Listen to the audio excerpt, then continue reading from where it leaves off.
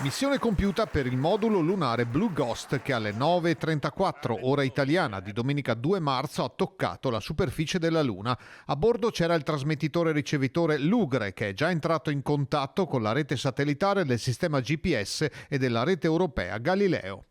We made it.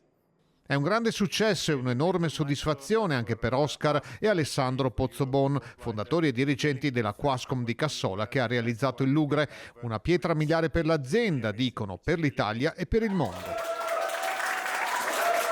La missione era iniziata il 16 gennaio col decollo dagli Stati Uniti. Dopo un mese di viaggio sono serviti altri 16 giorni nell'orbita della Luna prima della delicata fase di discesa, evitando ostacoli. Per 14 giorni saranno raccolti i campioni di suolo lunare, ascoltata l'attività sismica, fatti prelievi nel sottosuolo e documentato il tramonto del Sole. Il team di Quascom sarà per questo al lavoro 24 ore al giorno a raccogliere tutti i dati di una missione complessa e affascinante che apre nuovi scenari sull'esplorazione dello spazio.